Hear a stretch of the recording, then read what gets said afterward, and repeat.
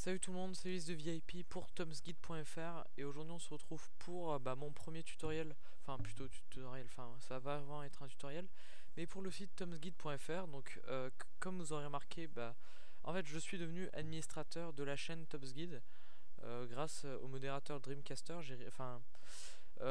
Ça a pu se concrétiser. Donc je vais essayer d'un peu redynamiser la chaîne, c'est-à-dire essayer de mettre souvent des nouvelles vidéos. Alors j'aimerais bien essayer en fait, ce que je pense faire, c'est ce que je voulais dire, oui. Ce que je pense faire, c'est à mon avis mettre les tutoriels à la fois sur ma chaîne personnelle, vous savez, Ulysse de VIP, et sur la chaîne Tom's Guide.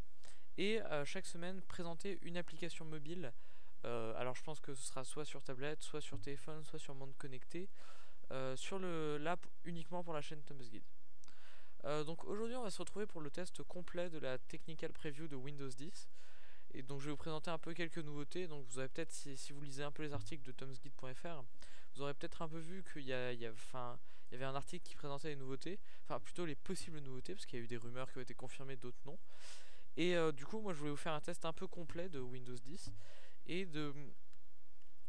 vous présenter ces nouveautés un peu une par une de façon pratique. Donc, alors désolé si vous verrez les menus sont en anglais parce que c'est la technical preview. Il n'y a pas de version française, mais rassurez-vous, pour la version finale, ce sera en français. Alors, tout d'abord, la première nouveauté, déjà on peut le dire, c'est de passer directement de 8 à 10. Et comme vous le verrez, ça implique un peu un énorme changement et c'est un peu un retour en arrière, mais avec quand même de la nouveauté. Mais il y a quand même une vraie différence. Windows 10, c'est quand même, ça marque vraiment un changement, c'est-à-dire que Windows 8 avait été un échec, on va le dire.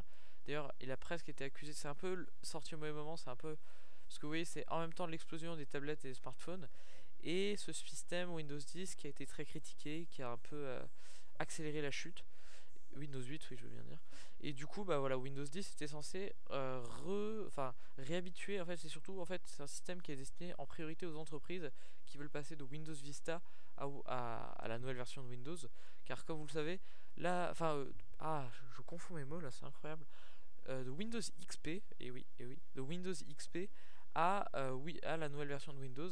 Et ce qui se passe, c'est que c'est des entreprises, vous voyez, qui ont eu qui gardent très longtemps leur système, parce que ça implique beaucoup de payer beaucoup d'argent, de changer tous les systèmes de l'entreprise. Et du coup, il fallait une version qui soit vraiment modulée pour l'entreprise. Donc, comme vous l'avez remarqué, première chose qui m'a un peu frappé, c'est vous avez vu la moderne UI, c'est-à-dire cette interface-ci. Donc, attendez, je vais vous montrer. La moderne UI, c'est-à-dire l'interface, vous voyez, tablette, a totalement disparu, puisque je suis, vous voyez, stack, vous voyez, cette interface-là, elle a totalement disparu. C'est-à-dire que maintenant, désormais, il n'y a plus de double interface, c'est-à-dire qu'il n'y a qu'une seule grosse interface qui est celle-ci. Alors, la deuxième grosse nouveauté, vous l'aurez remarqué, c'est que la barre des charmes a disparu. C'est-à-dire que je ne peux plus. Vous voyez, avant, quand je pointais mon truc ici, il y avait une sorte de petite barre. Donc ça, je pense que je vais vous la montrer aussi. Barre des charmes, voilà. Vous voyez, image, voilà, image. Vous voyez, c'était cette petite barre là, vous voyez, à droite, ici. Et ben, elle a totalement disparu. Donc c'est pour laisser place à une interface épurée, j'ai envie de dire. Et donc du coup, qui est très clean. Et du coup, je pense que les gens vont pas beaucoup perdre leur repère. Parce qu'en fait, en réalité, il n'y a pas beaucoup de changements par rapport à Windows 7, sauf qu'il y a quelques ajouts positifs. Alors tout d'abord, il y a la possibilité, vous voyez, ces applications qui étaient de moderne UI, maintenant il y a les possibilités de les ouvrir sur le bureau. C'est-à-dire qu'avant, on passait en mode tablette, c'est-à-dire en mode l'application prend toute la place de l'écran, alors que maintenant, vous voyez, par exemple, cette application, la Calendar, vous pouvez l'ouvrir avec en même temps la barre de la taskbar, la barre des tâches en bas. Donc vous voyez, ça c'est un vrai apport. Cancel. Donc oui, ça c'est un vrai apport, je trouve, pour comparer à avant. Et du coup, ça permettra de simplifier, je pense, pour ceux qui n'étaient pas vraiment, qui n'ont pas aimé cette interface moderne UI, qui a quand même dégoûté beaucoup de gens, de changer. Deuxième vrai apport, donc là vous voyez, maintenant c'est un vrai menu démarrer. Donc ça c'est un peu le gros truc dont j'aurais peut-être dû vous parler en premier, c'est que c'est un vrai menu démarrer. C'est-à-dire que toutes les fonctions essentielles, c'est-à-dire à la fois les dossiers essentiels, c'est-à-dire vous voyez l'explorateur de fichiers, les paramètres du PC, documents, images, les programmes essentiels. Donc moi par exemple, je pense que là bientôt je vais réinstaller Office, donc je vais mettre Office, Camtasia, Sony Vegas, voilà. Tout cela est inclus ici et vous avez en plus, donc ça c'est un ajout, vous allez pouvoir étendre votre menu démarrer vers la droite et vous allez pouvoir rajouter des applications modernes UI. exemple là vous voyez vous avez Skype, vous pourrez ajouter d'autres choses. Donc ça c'est un point très positif je trouve. Deuxième point positif, c'est que vous pouvez vous voyez, ajouter des menus virtuels en fonction du type d'application que vous ouvrez, que vous utilisez. Donc vous voyez, je vais vous montrer comme ça. Voilà, et là, bam, si vous voulez vous créer un nouveau menu, et ben vous le faites ici. Et en fait, ce qui va être pratique pour ça, c'est que si vous voulez, par exemple, utiliser un menu pour les jeux, donc là, il faudra que faut que je remette mes jeux. Pour le moment, j'ai juste la Watch Dogs, mais en vrai, vous voyez, j'ai d'autres jeux. Bah, vous pourrez vous faire un bureau pour les jeux, un bureau pour la vidéo, donc ça quand j'aurai besoin par exemple de me concentrer pour faire une vraie vidéo, un bureau pour le divertissement, donc là on pourrait mettre tout ce qui est musique, iTunes, vous voyez tout ça, Popcorn Time, voilà, et un bureau travail où là je mettrai tout ce qui est Office et tout ça. Donc vous voyez c'est quand même très très pratique comme invention. Autre petit détail pratique, la recherche ici, donc ça c'est très très bien je trouve, de pouvoir rechercher ce qui est je crois à l'intérieur de votre PC.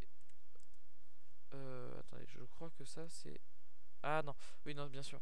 En fait, de pouvoir rechercher sur internet dès la barre de menu, donc ça c'est quand même une belle progression, je trouve. Surtout, vous voyez, c'est assez simple parce que c'est en bas, donc du coup, ça simplifie grandement les choses. Et donc, vous voyez, moi je trouve que c'est une grosse progression ça. Alors, oui, donc franchement, c'est pas mal ergonomiquement, et franchement, ça apporte quelque chose. Alors, c'est une technical preview, donc je pense pas que vous puissiez, que vous alliez, que c'est forcément la version définitive. D'ailleurs, il y a certains détails qui étaient annoncés qui ne sont pas là. Donc, par exemple, l'arrivée d'une vraie barre là de management des notifications, c'est-à-dire de gérance, je sais pas comment on dit, des notifications. Bon, pour le moment, elle n'est pas présente. Donc, est-ce qu'elle va arriver, est-ce qu'elle va pas arriver? Je sais pas. Mais il y a des détails qui vont changer, ça c'est évident. Et ce qui se passe, alors oui, ça c'est justement c'est la raison pour laquelle je ne vous conseille pas forcément de prendre la technical preview, c'est que là il y a un authentique, je sais pas, moi ça m'a un peu inquiété cette nouvelle, c'est-à-dire que Microsoft a décidé d'installer un keylogger sur sur sa technical preview afin de collecter des informations sur ceux qui utilisent et la manière de l'utiliser et peut-être ainsi de modifier son système en fonction du truc, de l'utilisation de chacun des utilisateurs. Alors moi je trouve que c'est une mauvaise idée pour deux raisons. Tout d'abord, ceux qui utilisent la technical preview, c'est des développeurs en général. Moi je suis pas si je connais un petit peu, mais c'est des développeurs en général. Et et surtout c'est des utilisateurs qui utilisent de façon avancée leur PC, c'est-à-dire qui utilisent vraiment, à fond, vous voyez, qui savent ce que c'est le CMD, qui savent ce que c'est le code, vous voyez, qui sont au courant, qui savent utiliser les différents programmes. Or, la majorité des utilisateurs de Windows, ce n'est pas ça. La majorité des utilisateurs de Windows, c'est des gens qui utilisent Google pour rechercher, qui utilisent VLC pour regarder leurs vidéos, et qui utilisent Word et Excel pour utiliser leur recherche. Et ça s'arrête pas beaucoup plus loin. Enfin, franchement, vous rendez pas compte, par exemple, le nombre de personnes âgées. Vous voyez, moi, j'ai une grand-mère. Et cette grand-mère, vous voyez, je me rends compte qu'elle utilise vraiment de façon minimale son PC. Et du coup, en fait, c'est à peu près l'usage que tout le monde, la plupart des gens se font. Ils ont quelques jeux, quelques films, Word, Internet, et puis voilà, basta, ça suffit. Vous voyez, il n'y a pas besoin de fonctions avancées. Donc du coup, c'est pour ça que je pense que ce truc, ce keylogger, c'est pas une bonne chose.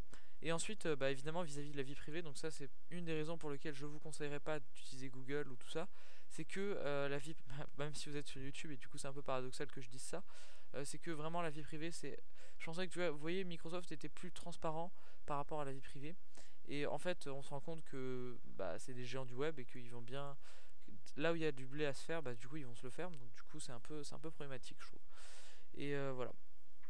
Donc, ah oui, j'avais oublié un petit dernier détail, c'est Cortana. Donc, vous voyez, c'est voilà, c'est l'assistant vocal. Donc, comme c'est une technical preview et que du coup, je l'ai pas payé, je peux pas l'installer. Mais en fait, c'est le nouvel assistant vocal. Vous voyez, donc c'est un peu l'équivalent de Siri et de OK Google, mais pour Windows. Et ça, c'est pour les ordinateurs, c'est bien. Enfin, ça marche pour les ordinateurs aussi. Donc, vous verrez, c'est vachement bien. Franchement, c'est pas très mal. Donc je pense que j'ai peut-être à peu près fait le tour. Vous voyez, pas de changement notable. Vous voyez, l'explorateur de fichiers reste le même. C'est vraiment, c'est pas très compliqué. Bon, il y a quelques icônes. Vous voyez, moi je trouve que l'icône d'explorateur de fichiers est pas ouf. Mais en vrai, ça change pas grand chose. Et sinon, je pense que c'est à peu près tout. Si vous êtes, franchement, il y a vraiment pas beaucoup de problèmes, je pense, sous Windows. Si vous voulez ouvrir Internet, bah, vous utilisez Internet Explorer, hein, ça me paraît logique. Et voilà quoi, c'est pas très compliqué. Vous utilisez Google Chrome, hein, ça je vais pas vous faire de dessin. Et voilà, je pense que ça suffit amplement pour bien démarrer sous Windows 10. Donc merci d'avoir suivi ce tutoriel. Si ça vous a plu, n'hésitez pas à vous abonner à la chaîne.